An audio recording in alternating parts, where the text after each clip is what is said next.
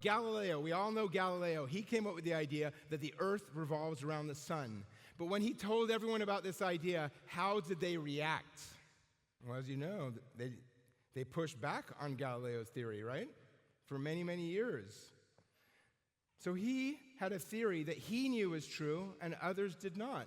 And I believe that with many great creations, that is the case, that you have what I call a non-consensus insight, an insight that you have, that you see this, but others don't. Imagine Airbnb, for example, right? The founder of Airbnb went to all these venture capitalists who said, I'm not going to give you money for something where you get people go and stay in a room in your house.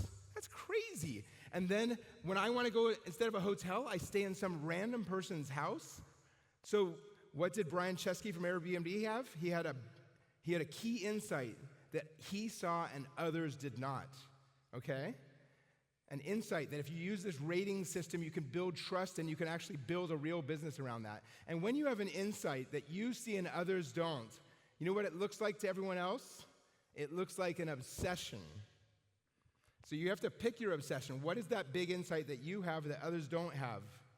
And that can be core to building your great creation. Now at Shazam, for me, my obsession was to have all the music. And it seems obvious now, but believe me, there was resistance against that because it costs a lot of money to have all the music. You have to go get it, and then you have to buy more and more computers to put it into, and you're just a startup. So there's tremendous resistance against it. But I believed this. See, here's what happened. We would show Shazam to someone, and we go, look, you just hold out this old Nokia phone and identifies the song. They try it, and they go, wow, that was amazing. Amazing. And then they would go home, and they'd think, you know what? I'm going to try it on that little local band from Baku, because they wanted to see if it's really good. And if we didn't satisfy that they had that song, they wouldn't think it's that great. So we had to have all the songs, everything. That was my obsession. And it became the company's obsession. And we would go to great lengths. Let me give you an example. At that time, record companies would have a brand new release, right? A brand new release, Taylor Swift. But, not Taylor Swift, but imagine Taylor Swift. So that release would go onto a CD and they wouldn't sell it. You could not buy it. They would only send it to the radio station DJs, and the radio station DJs would play it on the radio, and you would hear it, and you'd think, oh, I love that new Taylor Swift song.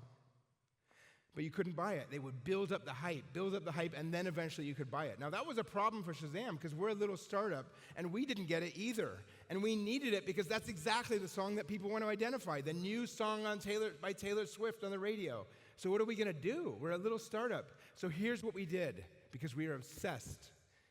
We formed a relationship with a DJ in central London at a major radio station. And every Monday, we put someone on a motorcycle and we sent them across central London on a motorcycle to the DJ to grab the new CDs that week, back on a motorcycle across central London to our office to put them into our database, back on this motorcycle across central London to the DJ so we could play them on the radio all week.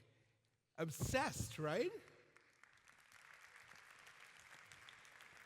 You do what it takes when you're a startup. Thank you. And then let's take Grey's Anatomy, for example. That's another place where you hear great music sometimes, right? And guess what? This one I'm about to tell you is so hard that even Google didn't do it with its own music recognition. Because it takes obsession. Because what happens is it turns out that there's this role in Hollywood called a music supervisor. And what they do, their job is to go and find really cool songs, many songs that have never even been released. And then they place them into the TV shows, and you go, wow, that song was beautiful. What was that? And we had to know what that was as well. And so we would form personal relationships with each of the music supervisors in Hollywood, and we would get that secret information from them of what song is going to come out on Grey's Anatomy and every other movie and TV show so we can make sure it's in the database because we were obsessed.